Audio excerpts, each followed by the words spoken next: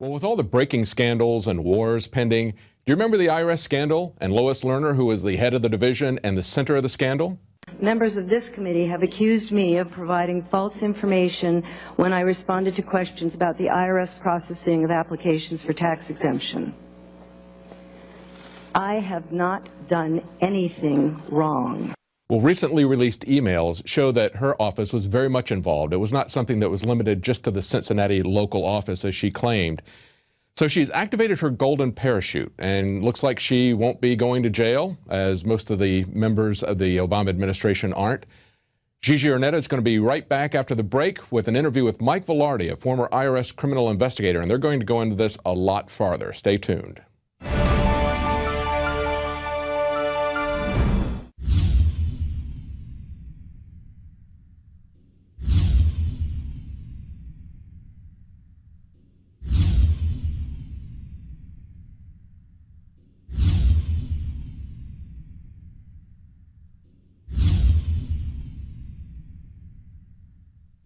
Introducing Pro One. All of your filtration in one system, portable, on the go. No more do you have 2 or 3 filters to just reduce sodium fluoride. You have a system that cuts out the sodium fluoride and up to 95% of hydrofluorosilicic acid. Advanced manufacturing technology combines silver-impregnated white ceramic with new Aquamedics advanced media for removal of fluoride and other heavy metals, all in one filter element. It is the only one that does it, and out of the gates, we have it discounted at 10% off with promo code WATER. This is the only system that in one unit helps reduce or remove pesticides, herbicides, chloramines, ammonia, and chlorine, hydrofluorosilicic acid, the most common form of fluoride not covered by other fluoride filter brands, and sodium hexafluorosilicate. Get your Pro Pure with the new Pro One filter today at InfoWarsStore.com or by calling 888-253-3139. Tonight, Mike Velarde joins me. He is a former criminal investigator for the IRS. He's been here with us before, but we are going to talk about Lois Lerner and Obamacare. All right, Mike, thank you so much for being back on the InfoWars Nightly News. We just found out Lois Lerner resigned. Wow. Well, you know what that means? That means that they had enough evidence on her, the prosecutor, to force her hand, because she was very adamant about not resigning after she took the fifth in front of Congress. But what will happen is TIGDA, which is the Treasury Inspector General's office, they had interviewed her probably about a year ago. And I think the reason that she took the fifth initially was because whatever she said to them in that interview was probably not 100% correct. As a matter of fact, it was probably, a lie, or she misrepresented something to them, and she couldn't go before Congress and lie to them, so she decided to take the fifth. And what is TIGDA? TIGDA is the Treasury Inspector General for Tax Administration. They're like the internal police of the IRS. Okay, so when you were a criminal investigator with the IRS, this is an area that you were familiar with? Yeah, well, TIGDA would investigate any IRS issues, including criminal matters that among employees. And when they were doing the initial investigation, of course, her name came up because she was the head of that tax exempt group that was looking at these Tea Party people, and so she was interviewed. And obviously, when she was interviewed, she must have covered up or said some things that were not true. And of course, when she came before Congress, she felt that what she had to do was take the fifth, because if it came out, they already had memos and documentation of what she said, and some of the evidence differed from what she said in that interview, so she would have lost her job. And now what basically happened was they probably came back to her with enough evidence and said, hey, listen, Lois, you have a choice here. You could either resign today or tomorrow you're going to be terminated. What would you want to do? So if she would not have resigned, they would have fired her. They would have fired her. What about prison time? Is there anything like that involved? Well, what's going to happen, that's going to be up to the Justice Department if they want to pick up this case. Now, I would highly doubt the Obama administration is going to want to prosecute her. Yeah, Eric Holder, I just don't see it happening. No, yeah. I don't see it happening either. So So she's probably going to get her full pension because she resigned instead of was fired. But if she did not resign, she would have been fired. That's basically the alternative you're given. And when you were with the IRS, you guys were already carrying weapons to certain situations. Tell our viewers a little bit about what you went through as far as training. Yeah, well, the special agents, the only special agents of the criminal division of the IRS are the only ones that carry weapons. There's about, I guess, 3,000 of them nationally. And they work doing, they do the money laundering cases on the drug cartels. They go after the organized crime people. They do the most egregious tax cases that have criminal sentences. Now, what is very unique about that is the IRS firearms training is probably the best among any of the law enforcement agencies in the country. Definitely better than most police departments because the IRS has the time to train their agents better. In other words, if an IRS agent is off the streets for 4 days out of a year instead of 1 or 2, it's really not a big deal. And of course, the IRS doesn't want the publicity of having a special agent shoot somebody. That would be horrible publicity for the IRS. So as a result, they have to get additional training, judgment pistol shooting training on the fax machine. They have to qualify 4 times a year instead of once or twice, which most police departments will qualify once or twice a year. The IRS, it's 4 times. They have that extra, like I said, the judgment pistol shooting. They use the paintball guns, to enact live situations.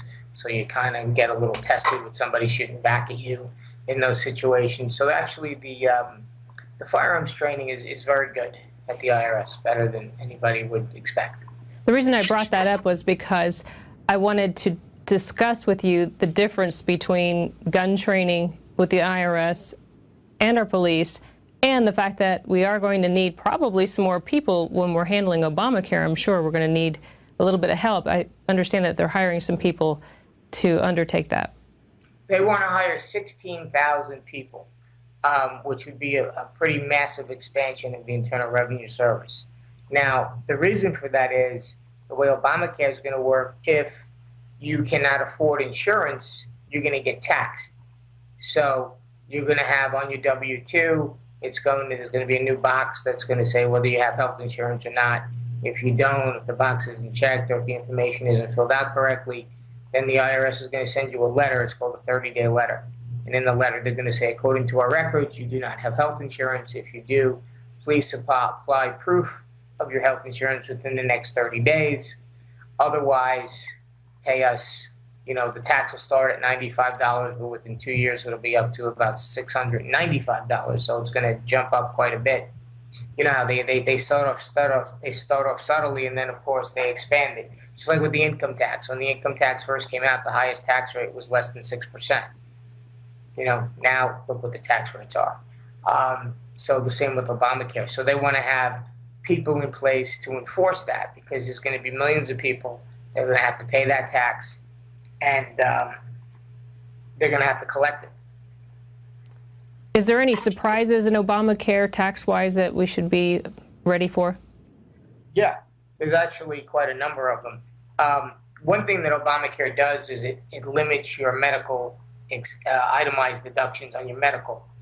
So actually, it's going to cause, you have less medical deductions instead of more. You would have thought that if they wanted to help people with their health care, they would have given you more deductions, not less. They did just the opposite. They also limited your medical savings account. So if you were going to have a big heart operation, last year you could have put 50, and you were making, let's say, $100,000 a year, you could have put $30,000 towards that operation, and it would have been tax-free. Well, under Obamacare, you're capped at $2,500.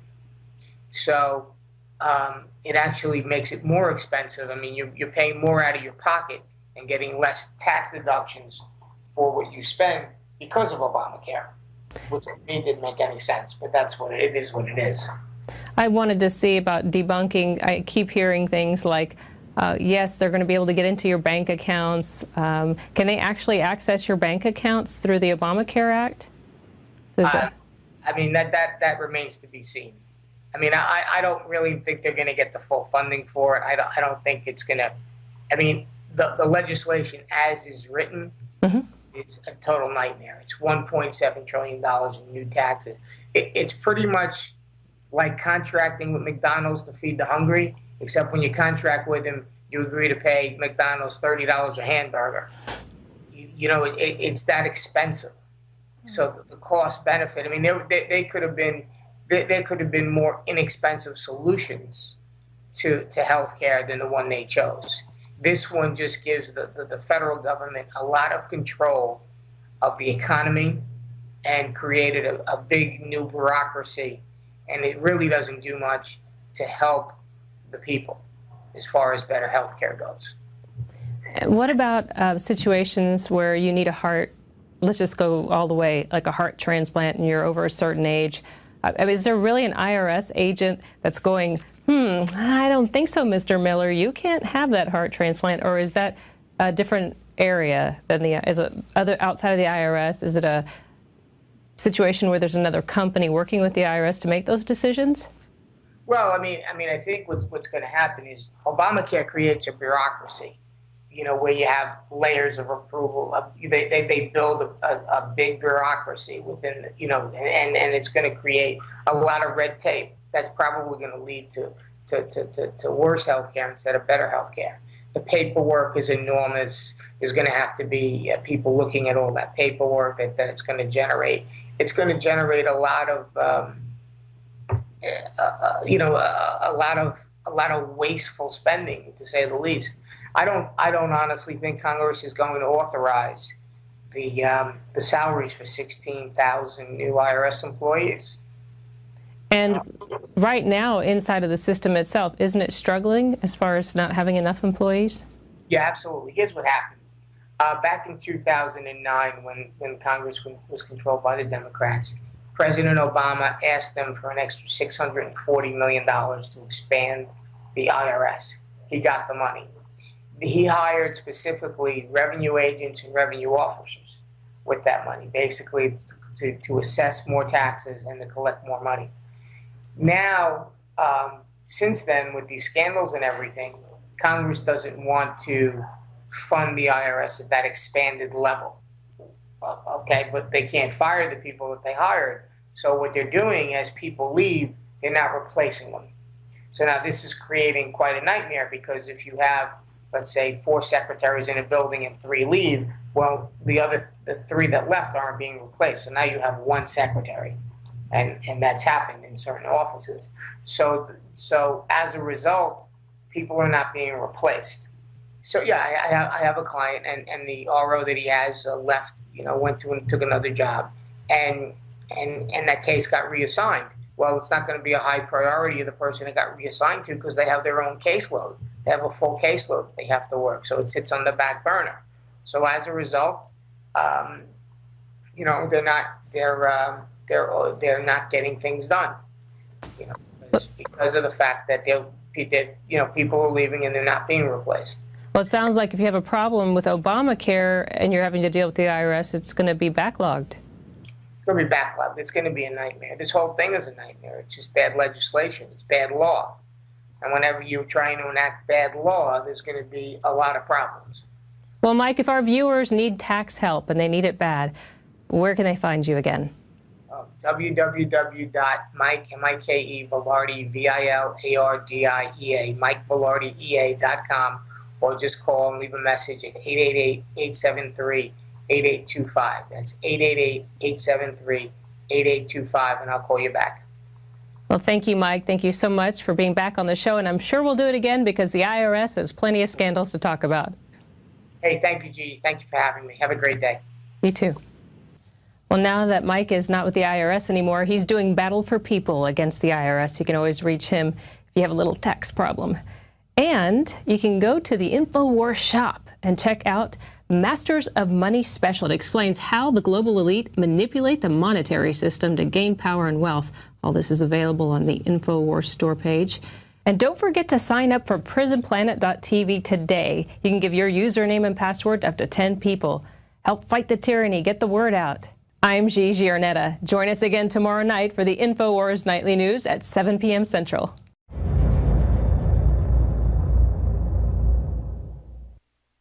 Now you can watch The Alex Jones Show live as it happens at Infowars.com/show.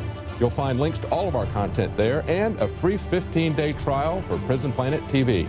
More than 60 movies and documentaries all in one place at Infowars.com/show.